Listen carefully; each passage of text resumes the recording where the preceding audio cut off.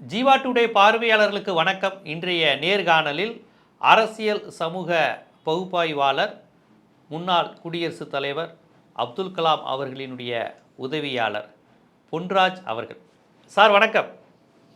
வணக்கம் ஜீவா. சார், நாடாளுமன்றத்தில் புகை குண்டு வீச்சுகள், அது புகை குண்டுங்கிறாங்க, அப்புறமேட்டு ஏதோ மஞ்சள் நிற புகை வருமாதிரியான ஒரு இதுங்கிறாங்க ஊடகங்களில். சும்மா ஒரு கலர் பாம் அப்படிங்கிறாங்க. அது குண்டு, கலர் பாம், அது ஒரு வண்ண திரவியத்தை தருகின்ற விஷயம், மஞ்சள் பொடி, இப்படிங்கிற மாதிரியான பல்வேறு வடிவங்கள் சொல்கிறாங்க. இதில் குண்டு வீச்சு அப்படிங்கிற வார்த்தை கொஞ்சம் நம்மளை பதபதைக்கிற மாதிரி இருந்தாலுமே, அதற்கு முன்பு எப்படி அவர்கள் உள்ளே நுழைந்தார்கள் அப்படிங்கிற கேள்வி இருக்குது. அப்புறம் ஒரு பாஜக எம்பி, மைசூர் எம்பி தான் அவருக்கு கொடுத்த பாஸின் பேர் வந்திருக்காங்கங்கிறாங்க. நீங்கள் இந்த விஷயத்தை எப்படி பார்க்குறீங்க? அவர்கள் மீது நடவடிக்கை எடுக்கப்பட்டிருக்கிறது எல்லாம் இருந்தாலுமே, இப்படி சம்பவம் நடப்பது எப்படி பாதுகாப்பை மீறி நடந்ததுங்கிற கேள்வியை எல்லாரும் கேட்டிருக்கிறாங்க. நீங்கள் எப்படி பார்க்குறீங்க?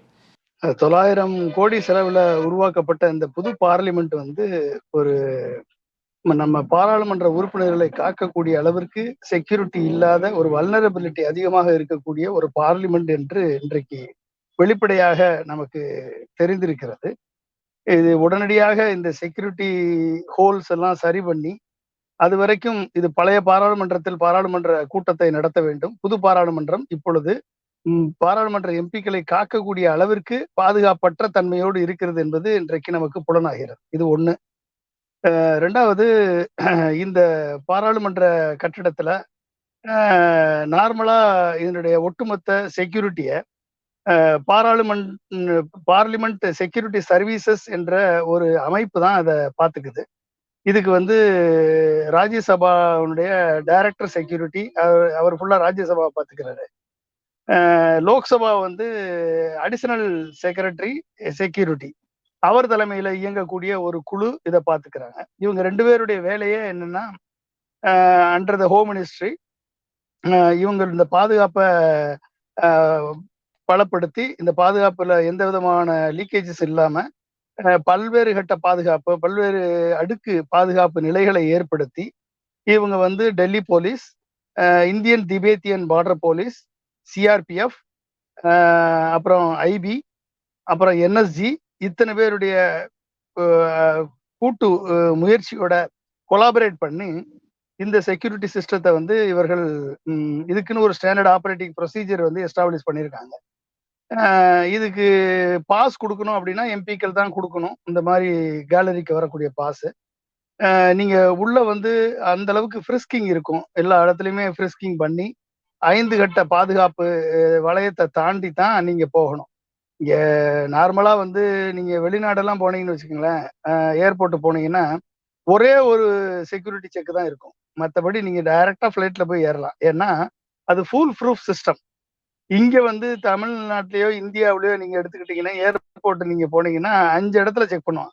என்ட்ரன்ஸ்ல ஒரு சிஆர்பிஎஃப் செக் பண்ணுவாங்க. அவங்க வேலையே பேரு போட்டோவும் ஒன்னா இருக்கா, டிக்கெட்ல பேர் இருக்கா, இதை தான் பார்க்கணும். இதுக்கு 1/2 மணி நேரம் எடுத்துக்குவாங்க. அதுக்கப்புறம் உள்ள போய் அங்க போர்டிங் பாஸ் வாங்குற இடத்துல ஒரு செக்கு, நீங்க தானா அப்படின்னு. அதுக்கப்புறம் செக்யூரிட்டி இடத்துல ஒரு செக்கு, அதுக்கப்புறம் செக்இன் இடத்துல ஒரு செக்கு, அதுக்கப்புறம் போர்டிங் கேட்டு கிட்ட ஒரு செக்கு, அதுக்கப்புறம் ஃபிளைட்ல ஒரு செக். இத்தனை செக்கு பண்ண பிறகும் ஏகப்பட்ட ஒரு பிரீச்சஸ் இருக்கு. அப்ப என்ன அர்த்தம் அப்படின்னா, இந்தியாவில் இருக்கக்கூடிய எந்த சிஸ்டமுமே ஃபுல் ப்ரூஃப் சிஸ்டம் கிடையாது. அப்ப இவர்கள் உருவாக்கிய எந்த சிஸ்டமுமே ஒரு முறை செக் பண்ணியாச்சு அப்படின்னா அது ஃபுல் ப்ரூஃபா இருக்கணும் அது.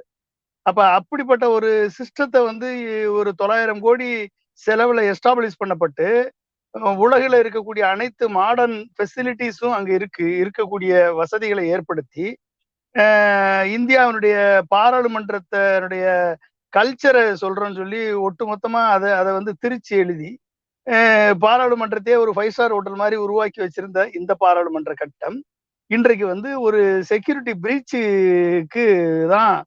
பிரீச்சுக்கு ஆளாகக்கூடிய நிலையில் இருக்கிறது என்று சொன்னால்,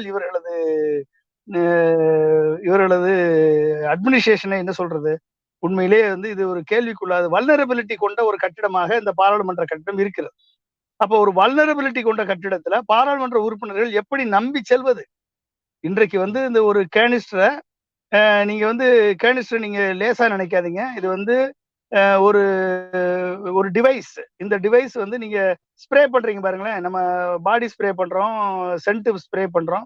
இந்த மாதிரி வந்து ஒரு ப்ரெஷரைஸ்டு லிக்யூட் வந்து உள்ள இருக்கும். அந்த லிக்யூட ஓபன் பண்ண உடனே once it enters with oxygen it will becomes அது வந்து ஒரு ஒரு புகையை வெளியிடும். அந்த புகை மேபி இனர்ட் கேஸா இருக்கலாம், இல்ல பாய்சனஸ் கேஸா இருக்கலாம், எந்த கேஸ்னாலும் இருக்கலாம். இது வந்து பாராளுமன்றத்துக்கு மட்டுமல்ல, இப்படிப்பட்ட ஒரு செக்யூரிட்டி லூப் ஹோல் வந்து பொதுமக்கள் போகக்கூடிய பல்வேறு ரயில்வே ஸ்டேஷன், ஏர்போர்ட், அப்புறம் வந்து நீங்க வந்து மால்ஸ், இப்படி பல்வேறு பொதுமக்கள் கூடக்கூடிய இடங்கள்ல கூட இது நடப்பதற்கு வாய்ப்பு இருக்கிறது. அப்ப இப்படிப்பட்ட ஒரு செக்யூரிட்டி லூப் ஹோல் வந்து இன்னைக்கு பாராளுமன்றத்திலே நடக்கும் என்று சொன்னால், நாளைக்கு பொதுமக்கள் இருக்கக்கூடிய இடத்துல என்ன செக்யூரிட்டி இருக்கு, என்ன பாதுகாப்பு இருக்கு? இப்ப கேனிஸ்டர் வந்து நீங்க வந்து ரிலீஸ் பண்ண முடியும் அப்படின்னா, ஒரு மால்ல வந்து என்ன பாதுகாப்பு இருக்கு சொல்லுங்க பார்ப்போம். ரயில்வே ரயில் ட்ரெயின்ல நீங்க ஏறின பிறகு இந்த கேனிஸ்டர் போட மாட்டாங்கன்னு என்ன நிச்சயம்? அப்ப பொதுமக்களுடைய life at stake. It is not only posing a threat to parliamentarians or parliament building, but it is a threat to the people அப்படின்ற வகையில தான் நம்ம பார்க்கணும். 5 கட்ட செக்யூரிட்டியை தாண்டி ஒரு மெட்டல் மெட்டல் இருக்கக்கூடிய ஒரு கேனிஸ்டர் எப்படிங்க உள்ள போக முடியும்? அது போகுது அப்படின்னா, அது போக முடியாது அப்படின்னா அப்படின்னு சில பேர் பேசுறாங்க. இந்த வலதுசாரி குரூப்ல சில பேர் வந்து அதெல்லாம் தாண்டி உள்ள போகாது அப்படின்னு பேசுறாங்க. டிவில வந்து பேசிட்டு இருக்காங்க. சரி, அப்ப யாரு குடுத்தா? அப்ப உள்ள யாராவது இத போய் போடுங்கன்னு சொல்லி குடுத்து விட்டாங்களா? அப்ப அந்த அந்த ஆங்கிள்ல விசாரிக்கணுமா இல்லையா? அப்ப இத எ இ இ அப்ப இதனுடைய அப்ப பாராளுமன்றத்துக்குள்ளேயே அந்த பொருள வச்சிருந்திருக்காங்களா? இவங்க வெளிய இருந்து கொண்டு வரலன்னா, உள்ள தான் அந்த பொருள் இருந்திருக்கணும். அப்படிதானே அர்த்தம்? ஆமா, ஆமா. இப்ப உள்ள கன்னிவன்ஸ் யாருடைய கன்னிவன்ஸோட இந்த பொருள் போனது? அப்ப செக்யூரிட்டி அப்பாரட்டஸ தாண்டி இத்தனை 5 கட்ட பாதுகாப்பு அடுக்கை தாண்டி ஒரு பொருள், ஒரு கேனிஸ்டர் உள்ள போகுது அப்படின்னா, with connivance of some higher officials or with connivance of some top authorities அப்படித்தானே போயிருக்கணும். அப்ப அந்த ஆங்கிள் விசாரிக்கணுமா இல்லையா? இப்ப நீங்க வந்து அந்த எல்லா ஆங்கிள்லயுமே நம்ம விசாரிக்கணும். இத வந்து லேசா எடுத்துக்க முடியாது. இது வந்து மக்களுக்கான த்ரெட்டாக தான் நான் பார்க்கிறேன். இது பாராளுமன்ற உறுப்பினர்களுக்கு விடப்பட்ட எச்சரிக்கை. இப்படிப்பட்ட ஒரு கேனிஸ்டர் மூலமாக ஒரு மிகப்பெரிய ஒரு த்ரெட்ட உருவாக்க முடியும். அப்ப வந்து இது பொதுமக்கள் எந்த இடத்துலயுமே இப்ப நீங்க வந்து கொரோனா எப்படி பரவுச்சு? ஏர்ல பரவுச்சு அப்படின்னாங்க. அப்ப இது மாதிரியான ஒரு கேனிஸ்டர வந்து நீங்க வந்து ஸ்ப்ரே பண்ணக்கூடிய டிவைஸ நீங்க எந்த இடத்துல வேணாலும் பண்ணி என்ன வேணாலும் நேத்து ஏதாவது ஒரு அசம்பாவிதம் நடந்திருந்தா, ஒரு பாய்சனஸ் கேஸா இருந்திருந்தா, இன்னைக்கு ராகுல் காந்தி உட்பட அனைத்து பார்லிமெண்ட் உறுப்பினர்களும் இன்க்ளூடிங் லோக்சபா ஸ்பீக்கருக்கும் ஒரு ஆபத்து நிகழ்ந்திருந்தால் இந்த ஆபத்திற்கு யார் பதில் சொல்றது? நடந்து போச்சு, இது முடிஞ்சு போச்சு, இது இனிமேல் நடக்காம பாத்துக்கணும், எங்கேயோ ஓட்ட இப்படி பேசிட்டு நம்ம மாட்டுல போயிருவோம். அப்ப இது இத வந்து ஒரு பார்லிமெண்ட்ல நடக்குது அப்படின்னா, இதுக்கு பொறுப்பேற்கக்கூடிய உள்துறை அமைச்சர் எங்க? உள்துறை அமைச்சர் எங்க போயிருக்கார்? உள்துறை அமைச்சர் இதுவரைக்கும் ஏன் வாய்ப்பு திறந்து பேசல? ஏன் பிரைம் மினிஸ்டர் பேசல? ஆக்சுவலா இவர்கள் பாத்தீங்க அப்படின்னா, இவங்க பிஜேபியை பொறுத்த வரைக்கும் இவர்கள் வந்து எந்த இடத்துலயும் வந்து ஏதாவது ஒரு சம்பவத்தை பத்தி பிரைம் மினிஸ்டரோ, உள்துறை அமைச்சரோ, இல்ல வந்து வேற பிஜேபி சம்பந்தப்பட்டவர்கள் யாருமே வந்து அமைதியாக இருக்கிறார்கள் என்று சொன்னால், இவர்கள் வந்து அந்த செயலுக்கு பின்புலமாக இருக்கிறார்கள் என்றுதான் அர்த்தம் மேக்சிமம். அப்ப அந்த செயலுக்கு பின்புலமாக இவர்கள் இருக்கிறார்கள் என்று சொல்லும் பொழுது, இத வந்து நீங்க மணிப்பூர் நீங்க பாருங்க, கிட்டத்தட்ட 80,000 மக்கள் வந்து இன்னைக்கு அகதிகள் முகாம்ல இருக்காங்க. குக்கி இன மக்களுக்கும் மெய்த்தி இன மக்களுக்கும் நடைபெற்ற போராட்டத்துல 4,000 கன்ஸ வந்து போலீஸ் டிபார்ட்மெண்ட்ல இருந்து பறிச்சுட்டு போயிருக்காங்க. இது வரைக்கும் ஏதாவது விசாரணை நடந்திருக்கா? ஏதாவது ஒரு விசாரணை நடந்திருக்கா? கேளுங்க பாப்போம். அத திரும்பி அத வந்து பறிமுதல் பண்ணிருக்கேன்னு ஏதாவது ஒரு நியூஸ் வந்திருக்கா? கிட்டத்தட்ட எத்தனை ஷெல்டர்ஸ்ல வந்து மக்கள் வந்து இன்னைக்கு பட்டினியோட வேதனையோட இன்னைக்கு இருக்காங்க. அப்ப என்ன அர்த்தம்? இத பத்தி இவர்கள் பாராளுமன்றத்துல பேசியிருக்காங்களா? சொல்லுங்க. இப்ப 2 வருடம் விவசாயிகள் போராட்டம் பண்ணாங்க. இத பத்தி பாராளுமன்றத்துல பேசியிருக்காங்களா? இத பத்தி வாய் திறந்திருக்கிறார்களா மோடியும் அமித்ஷா அவர்களும்? அப்ப என்ன அர்த்தம்? ஏதாவது ஒரு முக்கியமான விஷயத்துல இவர்கள் பின்புலம் இருந்தால் இவர்கள் வாயே திறக்க மாட்டாங்க. இவர்கள் அதற்கு காரணமாக இருந்தால் இவர்கள் அதை பற்றி வாய் திறக்க மாட்டார்கள், அதை பற்றி ஒன்றும் சொல்ல மாட்டார்கள், அதை பற்றி பேச மாட்டார்கள் என்று சொன்னாலே இதற்கு பின்புலமாக இவர்கள் இருப்பார்கள் என்ற ஒரு சந்தேகத்தை மக்கள் மனதிலே இவர்கள் தோற்றுவித்திருக்கிறார்கள். அப்ப இந்த இந்த இந்த இந்த சம்பவத்தை பத்தி இவர்கள் இதுவரைக்கும் பேசல. அப்ப இதுக்கு பாஸ் கொடுத்தது ஒரு பிஜேபி எம்பி. அப்ப ஆமா. பிஜேபி எம்பி வந்து அந்த ஒரு அந்த 2 பேர் பெற்றோர் அப்பா வந்து பாஸ் கேட்டாரு, நான் கொடுத்தேன்னு சொல்றாரு. சரி பாஸ் கொடுத்தீங்க. அப்ப இத வந்து ஒரு ஆக்சுவலா அத பாத்தீங்கன்னா ஒரு டெரர் இன்சிடென்ட் மாதிரி இல்ல. இது வந்து ஒரு ஒரு ஒரு மிரட்டல் தொனியில இருக்கு. ஒருவேளை இது யாருக்கான மிரட்டல்? இது யாரை பயமுறுத்துவதற்கான இந்த மிரட்டல் விடப்பட்டது என்ற ஆங்கிள் நம்ம விசாரிக்கணுமா இல்லையா? விசாரிக்கணும். அப்ப இது வந்து உள்ள இருந்தது யாரு? ராகுல் காந்தி உட்பட பல்வேறு ஆளுங்கட்சி, எதிர்க்கட்சி பாராளுமன்ற உறுப்பினர்கள் இருந்தாங்க. சபாநாயகர் இருந்தாரு. அப்ப இது யாருக்கான மிரட்டல்? இது ராகுல் காந்திக்கான மிரட்டலா? உங்க பார்லிமெண்ட்டுக்குள்ளேயே எங்களால வந்து உங்களுக்கு உங்கள் உயிருக்கு அச்சுறுத்தல் ஏற்படுத்த முடியும் என்று சொல்லக்கூடிய மிரட்டலா என்பதை பற்றியும் நாம் விசாரிக்க இந்த செக்யூரிட்டி ஏஜென்சி அந்த ஆங்கிளையும் விசாரிக்கணும். ஏன்னா இது நம்ம லேசா எடுத்துக்க முடியாது. இந்த டெரரிசத்துக்கு தன் குடும்பத்தையே இழந்தவர் ராகுல் காந்தி. தன் பாட்டியை இழந்தார், தன் அப்பாவை இழந்தவர். இன்றைக்கு அவருக்குமே இன்னைக்கு செக்யூரிட்டி பிரீச் இருக்கு. இன்றைக்கு மோடி அரச சித்தாந்த ரீதியில் இருக்கக்கூடிய ஒரே ஒரு தலைவர் இன்னைக்கு ராகுல் காந்தி மட்டும்தான். இன்னைக்கு RSS சித்தாந்தத்தை எதிர்த்து நிற்கக்கூடிய ஒரே ஒரு தலைவராக ராகுல் காந்தி மட்டும்தான் இருக்கார். அப்ப அவருக்கு வந்து ஏற்படுத்தக்கூடிய இல்ல மறைமுகமாக விடுக்கப்பட்ட இது எச்சரிக்கையா என்ற கேள்வி எதனால் வருகிறது என்று சொன்னால், இதுவரை பிரைம் மினிஸ்டரும் ஹோம் மினிஸ்டரும் எந்த விதமான கருத்தையும் தெரிவிக்காமல் இருப்பதில் தான் இதில் வருகிறது. சரிங்களா? அப்ப இப்ப இந்த ஆங்கிள் இது ஒரு ஆங்கிள். இன்னொரு ஆங்கிள் நீங்க திங்க் பண்ணி பாருங்க. இப்ப வந்து இந்த அரெஸ்ட் பண்ணப்பட்ட இந்த மாணவர்கள், இந்த இந்த இன்ஜினியரிங் படித்த இளைஞர்கள், இந்த 4 பேருமே வந்து கர்நாடகா, மகாராஷ்டிரா, இப்படி பல்வேறு ஹரியானா, இப்படி பல்வேறு இடங்கள்ல இருந்து வந்திருக்காங்கன்னு சொல்றாங்க. இவர்களது கோஷம் எவ்வாறு இருந்தது? முதல்ல வந்து இவர்கள் வீட்டுல மோடி படம் இருந்ததுன்னு சொன்னாங்க. 2வது இவர்களது கோஷம் வந்து ஜெய் ஸ்ரீராம், இல்லைன்னா பாரத் மாதா கி ஜெய், அப்புறம் ஜெய் பீம் எல்லாம் வந்து அவங்க முழங்கி இருக்காங்க. அப்ப என்ன அர்த்தம்? அப்ப ஒரு இந்த இந்த பிஜேபி அரசின் மேல இந்த பிஜேபியை ஃபாலோ பண்ணக்கூடிய ஒரு குடும்பத்திலிருந்து வந்த இந்த இளைஞர்கள், மோடி படத்தை வைத்துக் கொண்டிருக்கக்கூடிய இளைஞர்கள், பிஜேபியினுடைய MP பரிந்துரை செய்த இளைஞர்கள், அவர்களுக்கே இந்த அரசின் மீது நம்பிக்கையற்று போய்விட்டதா என்ற கேள்வி வருகிறதா இல்லையா?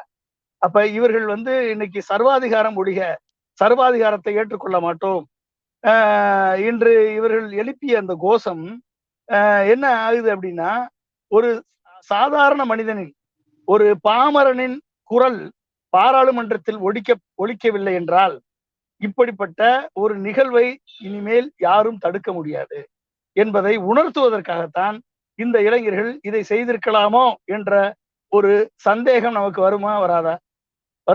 வரும். அப்ப என்ன அர்த்தம்? பாராளுமன்றத்தினுடைய ஒரு சாதாரண மனிதனது குரல், மணிப்பூர் மாநிலத்து மக்களது குரல் பாராளுமன்றத்தில் ஒலிக்க முடியவில்லை. ஒரு விவசாயினுடைய குரல் பாராளுமன்றத்தில் ஒலிக்க முடியவில்லை. ஒரு சிறுபான்மையினரது குரல் CAA, NPR இந்த சட்டங்களை எதிர்த்து CAA எதிர்த்து போராடிய மாணவர்கள், எதிர்த்து போராடிய இஸ்லாமியர்கள், இவர்களது குரல் இந்த பாராளுமன்றத்தில் ஒலிக்க விடவில்லை. இவர்கள் ஒரு தமிழ்நாட்டில் இருக்கக்கூடிய இல்ல இந்தியாவில் இருக்கக்கூடிய சிறு குறு தொழில் முனைவோரது குரல் இந்த பாராளுமன்றத்தில் ஒலிக்க முடியவில்லை. அப்ப ஒரு ஒரு சாதாரண மனிதனின் குரல் பாராளுமன்றத்தில் எப்படி ஒலிக்கும்? நாம் தேர்ந்தெடுத்த எம்பிக்கள் மூலமாகத்தான் இது ஒலிக்கப்பட வேண்டும். அப்ப அந்த எம்பிக்கள் அங்க பேசவே விடுறதில்லை. அந்த எம்பிக்களுக்கு குறைந்த அளவு நேரம் ஒதுக்குவது, இந்த தேர்ந்தெடுக்கப்பட்ட எம்பிக்களது குரலை மதிப்பதற்கு அங்கு இருக்கக்கூடிய ஒரு ஜனநாயக சக்தி கூட அங்க வந்து மதிப்பதில்லை. அந்த அமைச்சர் பிரைம் மினிஸ்டர் உட்பட எந்த அமைச்சர்களும் மதிப்பதில்லை. ஏளனம் பேசுவது, ஏகாடியம் பேசுவது, கைலி பண்ணுவது, இந்த குரலை, இந்த மக்களது குரலை, மாநிலத்தின் குரலை, மாநில சுயாட்சியின் குரலை இவர்கள் ஒலிக்கும் பொழுது, தேர்ந்தெடுக்கப்பட்ட எம்பிக்கள் ஒலிக்கும் பொழுது, அவர்களது குரலுக்கு அங்கு மதிப்பில்லை என்ற நிலை வரும் பொழுது, இந்த இளைஞர்கள் எழுந்து நின்று, நீ 900 கோடி செலவில மிகப்பெரிய ஒரு மாடர்ன் பார்லிமெண்ட் கட்டி அனைத்து செக்யூரிட்டி சிஸ்டத்தை வைத்தாலும் எங்களால் உள்ளே புக முடியும், எங்களது குரலை ஒலிக்க முடியும், எங்களது குரல், நீ பாராளுமன்ற எம்பிக்களை வேணால் நீங்க வந்து குரல் வலையை நெரிக்கலாம், ஆனால் இளைஞர்களது குரல் வலையை நெரிக்க முடியாது என்று கொடுத்த மெசேஜாக இது இருக்கக்கூடாது என்று எப்படி நாம் புறந்தள்ளுவது? இதை சொல்லுங்க பாபு, இது எப்படி நம்ம புறந்தள்ள முடியும்? அப்ப இது மக்களது குரல் பாராளுமன்றத்தில் நெரிக்கப்படும் போது, குரல் வலை நெரிக்கப்படும் பொழுது ஒரு பாமரனால் பாராளுமன்றத்தை திரும்பி பார்க்க வைக்க முடியும், இந்தியாவை திரும்பி பார்க்க வைக்க முடியும், இந்த உலகத்தை திரும்பி பார்க்க வைக்க முடியும். இங்கிருந்து விவசாயிகள் கோமணம் கட்டி நிர்வாணமா அரை நிர்வாணமா போராடும் போது இந்த அரசு ஏன் என்று கேட்டதா? கூட்டு பேசியதா? சொல்லுங்க. ஒரு நடிகைகளை கூப்பிட்டு பாராளுமன்றத்தில் வைத்து பேசக்கூடியவர்கள், ஒரு இந்தியாவின் முதல் குடிமகள், குடியரசு தலைவி, நாங்க எஸ்டியில இருந்து உருவாக்கி இருக்கிறோம் என்று சொன்ன அந்த குடியரசு தலைவியை இதுவரை அழைத்திருக்கிறார்களா? அப்ப இல்லையே. அப்ப என்ன அர்த்தம்? இவர்களது பேச்சும் செயலும் இன்றைக்கு மக்களை விட்டு வெகு தூரம் சென்று விட்டது என்ற உணர்த்துவதற்கான ஒரு எச்சரிக்கை மணியாக இந்த இளைஞர்கள் செயல்பட்டிருக்கலாமோ என்பது இரண்டாவது கோணமாக நான் பார்க்கிறேன். இதில் விடுதலை சிறுத்தைகள் கட்சி தலைவர் ஒரு கோரிக்கை வச்சிருக்கிறாரு. இந்த நிகழ்வுக்கு முழுமையான பொறுப்பேற்று உள்துறை அமைச்சர் அமித்ஷா பதவி விலகணும்னு சொல்லியிருக்காரு. நீங்களும் பொறுப்பு, அவருக்கு தான் லைபிள் பர்சன் சொன்னீங்க, அவர் அந்த பதவி விலகணும் அப்படிங்கிற விஷயத்த வச்சிருக்காரு. இதை நீங்க எப்படி பாக்குறீங்க? அது சரியான கோரிக்கை தான். இது உண்மையிலேயே ஜனநாயகத்தை மதிப்பவர்களுக்கு மட்டும்தான் இந்த கோரிக்கை எடுபடும். அது நம்மை 200 ஆண்டு காலம் ஆட்சி செய்த பிரிட்டிஷ்காரங்களுக்கு இருந்த அந்த ஒரு ஜனநாயக மாண்பு இவர்களுக்கு இல்ல. இவர்கள் ரயில்வேல ட்ரெயின் கொலாப்ஸ் ஆகி ரயில் விபத்து நடந்த உடனே லால் பகதூர் சாஸ்திரி ராஜினாமா பண்ணாரு. அப்படிப்பட்ட காலகட்டத்தில் இன்னைக்கு 200 பேர் செத்தா கூட இவர்கள் அதை ஈஸியாக கடந்து செல்லக்கூடியவர்களாக இவர்கள் இருக்கிறார்கள். இவர்களுக்கு இதை பொறுப்பேற்று வெளியே இவர்கள் பேசும் பொழுது வேற ஒன்றும் இல்லைங்க. நீங்க இப்படிப்பட்ட ஒரு செக்யூரிட்டி பிரீச் நடந்திருக்கு, இப்படிப்பட்ட ஒரு செக்யூரிட்டி காம்ப்ரமைஸ் ஆயிருக்கு. நீங்க ஒரு ரோட்ல ஒருத்தன் ஒரு ஒரு ரவுடி ஒரு பெட்ரோல் குண்ட ஒரு கண்ணாடி புடுவையில வீசிட்டு போனா அப்படின்றதுக்காக செக்யூரிட்டி காம்ப்ரமைஸ் ஆயிருச்சுன்னு இங்க வானத்துக்கு பூமிக்கு குதிச்சவர்கள் எல்லாம் இங்க எங்க போனாங்க? இன்னைக்கு பாராளுமன்றத்துக்குள்ளேயே இது நடந்திருக்க. அப்ப இதை கேட்பதற்கு இந்த செக்யூரிட்டி சிஸ்டத்தை செட் பண்ணி இந்த செக்யூரிட்டி சிஸ்டம் மானிட்டர் பண்ணக்கூடிய டெல்லி போலீஸ் எங்க போனாங்க? டெல்லி போலீஸ் அட்மினிஸ்ட்ரேஷன் எங்க? அப்ப டெல்லி இந்த போலீஸ் அட்மினிஸ்ட்ரேஷன் யார் தலைமையில இயங்குது? ஹோம் மினிஸ்டர் தலைமையில தானே இயங்குது டெல்லி போலீஸ் அட்மினிஸ்ட்ரேஷன். அப்ப இதற்கு பொறுப்பேற்று இந்த நேத்து வேற ஒன்றும் இல்லைங்க. போன 22 வருடங்களுக்கு முன்பாக நடந்த பார்லிமெண்ட் அட்டாக் படி நேற்று யாருக்காவது ஒருவேளை உயிருக்கு ஆபத்து ஏற்பட்டிருக்குமே ஆனால் அப்படியும் இவர்கள் இப்படிதான் நடந்து கொள்வார்களா? இல்ல இதை இந்த பரிந்துரைத்த நாடாளுமன்ற உறுப்பினர் ஒரு முஸ்லீமா இருந்தால், இந்த பரிந்துரைத்த நாடாளுமன்ற உறுப்பினர் ஒரு காங்கிரஸா இருந்தா, திமுக இருந்தா, திரிணாமுல் காங்கிரஸா இருந்தா, இவர்கள் இவர்கள் வானத்துக்கு பூமிக்கு இந்த வலதுசாரி குரூப் மொத்தமா பிஜேபி குரூப் குதிச்சிருக்காதா? அப்ப இவர்களது எண்ணங்கள் அதாவது நீ ஆளை சொல்லு, நான் ரூலை சொல்றேன் அப்படின்னுவான். நான் டெல்லியில டைரக்டரா இருக்கும் பொழுது ராஷ்டிரபதி பவன்ல ஆளை சொல்லு, நான் ரூலை சொல்றேன் அப்படின்னு.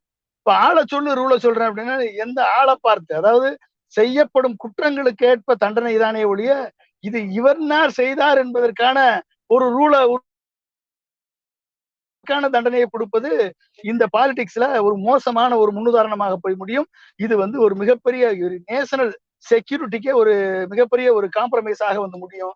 நீங்க புல்வாமா தாக்குதலுக்கு ஹோம் மினிஸ்ட்ரி செவி சாய்க்கவில்லை. ஹோம் மினிஸ்ட்ரி சிஆர்பிஎஃப் ரிக்வெஸ்ட டினை பண்ணாங்க.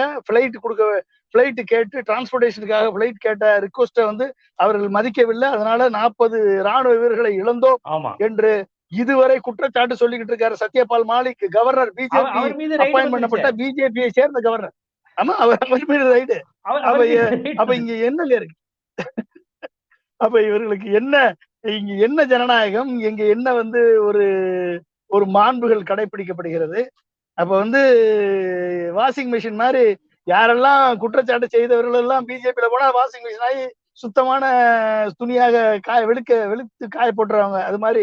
அது மாதிரி நடந்துட்டு இருக்கு. அப்ப இங்க எங்க இருக்கு ஜனநாயகம்? இங்க எங்க இருக்கு ஒரு நீதி, நியாயம் எங்க கிடைக்குது? பாராளுமன்றத்திலேயே நியாயம் கிடைக்கல அப்படின்னா அது என்ன ஒரு அப்ப இளைஞர்கள் அதான் நான் சொன்னேன். இளைஞர்கள் இன்றைக்கு பாராளுமன்றத்தில் புகுந்து தங்களது உரிமையை நிலைநாட்டி இருக்கிறார்கள், தங்களது என்றுதான் நம்ம எடுத்துக்கணும். அப்ப எப்படி ஸ்ரீலங்கால ஒட்டுமொத்த மக்களும் இளைஞர்களும் இந்த திரண்டு அந்த ராஜபக்சே பதவியிலிருந்து நீக்கினார்களோ அப்படிப்பட்ட ஒரு சூழலுக்கு வித்திடக்கூடிய ஒரு முதல் விதையாகத்தான் இந்த இளைஞர்களால் இந்த புரட்சி ஏற்பட்டிருக்கிறது என்று சொன்னால், அந்த ஆங்கிள் ப்ரூவ் பண்ணப்பட்டால் இது இளைஞர்கள் விதைத்த விதையாகத்தான் நான் பார்க்கிறேன். அந்த மாதிரி தான் பார்க்குறீங்க. இப்போ அந்த மாதிரியான, அதாவது இப்போ நீங்கள் சொன்னீங்கல்ல, பாரத் மாதா கி ஜெய் கோஷம் போடுறாங்க, அவங்களே ஒரு பாஜக ஒரு ஆதரவாளர் மாதிரி தான் தெரியுது, அவங்க வீட்டில் மோடி படம் இருந்துச்சு, அந்த மாதிரியான விஷயங்கள்லாம் வச்சு பாஜக ஆதரவாளர்கள் மனதிலேயே இது ஒரு சர்வாதிகார ஆட்சிங்கிற மனநிலை வந்துருச்சான்னு கேட்குறீங்களே. இப்போ அவங்க என்ன சொல்லுவாங்க, இப்படி திட்டமிட்டு எங்கள் மேலே பழி போடுறாங்க, அவங்க வீட்டில் மோடி படம் இருந்தால் உடனே அவங்க திட்டமிட்டு கூட மோடி படத்தை வச்சிருக்கலாமே, திட்டமிட்டு இப்படி ஒரு பிம்பத்தை வலதுசாரிகள் மீது காமிப்பதற்கு கூட வச்சிருக்கலாமே அப்படிங்கிற வாதத்தை கூட வைப்பாங்கல்ல அவங்க. இல்ல நீங்க வீட்டுல வந்து அவங்க பிஜேபியா இருந்திருக்கலாம், இல்ல ஆர்எஸ்எஸ் இருந்திருக்கலாம், இவங்க வந்து இருந்திருக்கலாம். ஆனால் ஒரு வேலை இல்லாம ஒரு படித்த மாணவனுக்கு வேலை இல்லைங்க. அவன் எங்கெங்க போவான்? அவன் பிஜேபியா கூட இருக்கட்டும், அவன் ஆர்எஸ்எஸ் கூட இருக்கட்டும், அவங்க அப்பா இருக்கட்டும், அவங்க ஃபேமிலி இருக்கட்டும், அவனுடைய எதிர்காலம் என்னங்க? அந்த எதிர்காலத்துக்கு என்ன பதில் வச்சிருக்கு இந்த கவர்மெண்ட்? அவனுடைய எதிர்காலத்துக்கு என்ன பதில்? அவனுக்கு எங்க வேலை கிடைக்குது? அவன் படித்த படிப்பிற்கேற்ற வேலையை உறுதி செய்திருக்கிறதா இந்த அரசாங்கம்? அப்ப அதுக்கு யாரு பதில் சொல்றது? அவனுக்கு கல்யாணம் பண்ண வேணாமா? அவனுக்கு அவன் வாழ்க்கையை சீரமைக்க வேணாமா? அவன் குவாலிட்டி ஆஃப் லைஃப் இம்ப்ரூவ் பண்ண வேணாமா? அவன் படிச்ச படிப்புக்கேற்ற வேலையை உறுதி செய்திருக்கிறதா இந்த அரசாங்கம்? 2 கோடி பேருக்கு வேலை வாய்ப்பு கொடுப்பேன் கொடுத்தாரா? இன்றைக்கு வந்து நீங்க வந்து இந்தியாவில் இருந்து பணக்காரர்கள் இந்தியாவிலிருந்து அதிகமாக வெளியேறக்கூடிய நாடு இந்தியாவாக இருக்கிறது. நீங்க 2.5 லட்சம் பேர் இந்த வருடம் மட்டும் 2023-24 மட்டும் 2.5 லட்சம் பேர் ஹை நெட்வொர்க் இண்டிவிஜுவல்ஸ், அதாவது அதிக வசதி படைத்த பணக்காரர்கள் இந்த நாட்டை விட்டு எங்க நாட்டுடைய இந்தியாவுடைய சிட்டிசன்ஷிப்பே வேணாம், குடியுரிமையே வேணாம்னு சொல்லி மறுத்து வெளிநாட்டு குடியுரிமையை பெற்று வெளி சென்றிருக்கிறார்கள் என்று சொன்னால் என்ன அர்த்தம்? பணக்காரர்கள் நாட்டை விட்டு வெளியேறுகிறார்கள் என்று சொன்னால் இந்த நாடு மிகப்பெரிய ஒரு பேரழிவை சந்திக்க இருக்கிறது, மிகப்பெரிய ஒரு பொருளாதார சீரழிவை சந்திக்க இருக்கிறது என்றுதான் அர்த்தம். அப்ப அப்படிப்பட்ட ஒரு சீரழிவை சந்திக்கக்கூடிய நிலையில இளைஞர்களுக்கு என்ன நம்பிக்கை, என்ன ஹோப்பு? எல்லாராலும் போக முடியுமா வெளிநாடுகளுக்கு? எல்லாராலும் கிரீன் கார்டு வாங்கிட முடியுமா? பல லட்சம் செலவழித்து கிரீன் கார்டு வாங்க முடியுமா? சொல்லுங்க பாப்போம், முடியாது. அப்ப இந்த இளைஞர்களுக்கு என்ன நம்பிக்கை? ஒரு பிஇ படிச்ச இளைஞனுக்கு ஒரு 50,000 ரூபாய் வேலைக்கு கிடைக்கல அப்படின்னா அவன் எங்க போவான்? அவன் எப்படி அவன் வந்து வர முடியும்?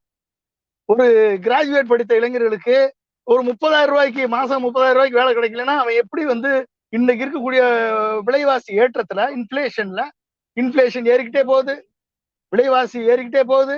இன்னைக்கு வந்து ஒட்டுமொத்தமாக நீங்க பாத்தீங்கன்னா தன் சொத்தை விற்கக்கூடியவர்கள் எண்ணிக்கை 3% அதிகமா இருக்கு. இது ஒரு மிகப்பெரிய ஒரு எச்சரிக்கை. சொத்தை விற்கிறவங்களுடைய எண்ணிக்கை மட்டும் 3% அதிகமா இருக்கு. ஏன்னா சொத்தை வித்து தன் கடனை அடைத்து எப்படியாவது நம்ம வாழ்ந்துட மாட்டோமா என்று நினைக்கக்கூடியவர்கள் எண்ணிக்கை 3% அதிகமா இருக்கு. கடன் வாங்கக்கூடியவர்கள் எண்ணிக்கை 3%க்கு மேல அதிகமா இருக்கு. அப்ப என்ன அர்த்தம்? எப்படிப்பட்ட நிலையில் இந்த இன்ஃபிளேஷன் வந்து இந்த நாட்டை கொண்டு நிறுத்தி இருக்கிறார்கள், இந்த பொருளாதாரத்தை கொண்டு நிறுத்தியிருக்காங்க? சொல்லுங்க பார்ப்போம். இப்ப ரூபாயினுடைய மதிப்பு 84 ரூபாய்க்கு குறைஞ்சு போச்சு. ஒரு டாலருக்கு அகைன்ஸ்டான ரூபாயினுடைய மதிப்பு ஒரு டாலருக்கு ஈக்குவலன்ட் 84 ருபீஸ். அப்ப நீங்க வந்து இன்னைக்கு நம்ம ஏற்றுமதி வந்து 60 லட்சம் கோடி, இறக்குமதி 70 லட்சம் கோடி. இப்ப இது எங்க போறது? பாரத் நிர்மான் அப்படின்னு நாங்க ஆத்ம நிர்பார் பாரத் நாங்க அப்ப என்ன அர்த்தம்? Self reliant India. நாங்க எங்க self reliant India? Self reliant இந்தியாவுக்குன்னா முதல் அடிப்படையே R&Dக்கு 3% ஜிடிபி கொடுத்துருக்கணும். கொடுத்தாங்களா? அப்ப இதெல்லாம் வந்து இளைஞர்களுக்கு என்னங்க? இப்ப ஒரு இளைஞன் படித்து வெளியே வர்றான், அவனுக்கு என்ன வேணுங்க? அடிப்படை வேலை, அவன் படித்த படிப்பிற்கேற்ற வேலை வேணும். அவனுக்கு ஒரு குவாலிட்டி ஆஃப் லைஃப் வந்து அவன் படிச்ச எஜுகேஷன் லோனை கட்டணும். அவன் வந்து ஒரு சென்னையிலயோ இல்ல வந்து டெல்லியிலயோ மும்பையிலயோ ஒரு வேலைக்கு அவன் போறான் அப்படின்னா அவனுக்கு அங்க வாடகை கொடுக்கணும், அவனுக்கு பைக் ஓட்டுறதுக்கு ஒரு இஎம்ஐ கட்டணும். இதை தாண்டி அப்பா அம்மாவுக்கு ஒரு 5,000 ரூபாய் அனுப்பணும், பணம் அனுப்பணும். இதை தாண்டி அவன் சாப்பிடணும், கையில ஒரு 2,000 ரூபாய் சேமிக்கணும். இந்த ஒரு அடிப்படை ஒரு நியாயத்தை கூட இவர்களால் செய்ய முடியவில்லை என்று சொன்னால் படித்த இளைஞர்கள், அவன் பிஜேபியா கூட இருக்கட்டும், எப்படிங்க வந்து அவனால தாங்கிட்டு இருக்க முடியும்? யாரை போய் நம்புறது? திரும்பவும் இவர்கள் தான் வருகிறார்கள், திரும்பவும் இதேதான் ஒற்றை நாடு, ஒரே தேர்தல், ஒரே நாடு, யூனிட்ரி ஃபார்ம் ஆஃப் கவர்மெண்ட், இப்படியே போயிட்டு இருந்தா பொருளாதாரத்தை யார் பார்க்கறது? வேலை வாய்ப்பை யார் கொடுக்கறது? இந்த இளைஞர்களது எதிர்பார்ப்புகளை, இந்த இளைஞர்களது கனவை நனவாக்குவது யார்? அப்ப இந்த கேள்வி எல்லா இளைஞர்களுக்கும் வரும். அவர்கள் எந்த கட்சியில இருந்தாலும் சரி. உண்மை உணர்வுள்ள இளைஞர்கள் அனைவருக்குமே இந்த கேள்வி வரும். அந்த கேள்விக்கு பதில் சொல்வதற்கு இந்த கோயிலும், இந்த சாமி, இந்த மதம் இது எதுவுமே பதில் சொல்லாது. உழைச்சாதான் கோயிலுக்கு கூட நம்ம மாலை வாங்கிட்டு சொந்த காசுல மாலை வாங்கிட்டு போய் அர்ச்சனை பண்ண முடியும். தேங்காய், பழம், மாலை வாங்கிட்டு போய் அர்ச்சனை பண்ண முடியும். அந்த உழைப்புல வந்தாதான் செய்ய முடியும். இல்லைன்னா அடுத்த ஆள் காசை வாங்கிட்டு போய் அர்ச்சனை பண்ண முடியுமா? சொல்லுங்க பாப்போம். கடவுளை கும்பிடுறது கூட காசு வேணும்ல. காசு இருந்தா தானே கும்பிட முடியும். இல்லைன்னா எப்படி கும்பிடுவீங்க? அப்ப ஒரு ஒரு ஒரு வழக்கம் என்ன அப்படின்னா, இவர்கள் மதத்தை மதத்தை தனது அரசியலுக்காக என்றைக்கு ஒரு கட்சி பயன்படுத்துகிறதோ அன்றைக்கு அந்த கட்சியினால் நாட்டுக்கு நன்மை கிடையாது. இது உறுதி. மதத்தை கையில் எடுத்த நாடுகள் அழிந்திருக்கிறது, கண் முன்னாலே அழிந்திருக்கிறது. இனத்தை கையில் எடுத்த நாடுகள் அழிந்திருக்கிறது. இனத்தை கையில் எடுத்துச்சு ஜெர்மனி. யூத இனத்தை அழிப்பேன் என்று சொன்னது, ஜெர்மனி அழிச்சு. மதத்தை கையில் எடுத்தது ஆப்கானிஸ்தான் அழிந்தது. பாகிஸ்தான் இன்னைக்கு சீரழியுது. மதத்தையும் இனத்தையும் கையில் எடுத்த ஸ்ரீலங்கா இன்னைக்கு தெருவுக்கு வந்துருச்சு. பொருளாதாரத்துல தெருவுக்கு வந்துருச்சு. பேரின சிங்களவாதம், பேரின பௌத்தவாதம் மதத்தை கையில் எடுத்தாங்க. இன்னைக்கு அழிஞ்சு தெருவுக்கு வந்தாச்சு. அப்ப இன்னைக்கு பங்களாதேஷ், நேபாள் இதெல்லாம் இந்தியாவை விட அவர்களது உழைப்பு திறன், அவர்களது பெர் கேபிட்டா இன்கம் கூட்டிகிட்டு போகுது.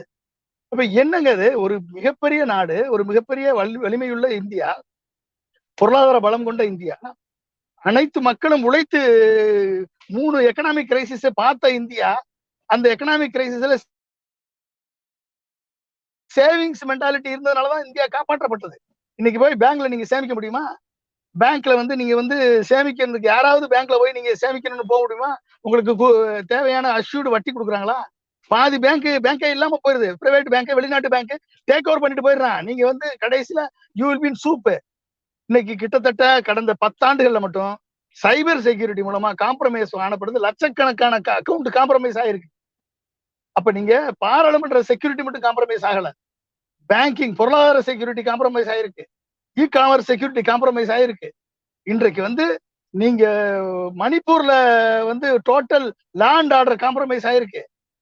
நீங்க நம்முடைய எல்லைகள், இந்தியாவின் எல்லைகள், சைனா, பாகிஸ்தான் எல்லைகள் காம்ப்ரமைஸ் ஆயிருக்கு.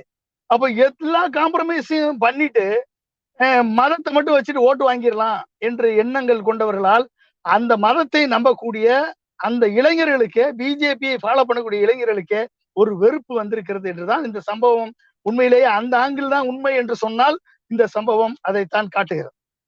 எனவே இப்படிப்பட்ட ஒரு சூழலை உருவாக்கியதற்கு இந்த ஆளுங்கட்சியான பிஜேபி உண்மையிலேயே தன்னை இன்ட்ரோஸ்பெக்ட் பண்ணி பார்க்க வேண்டும்.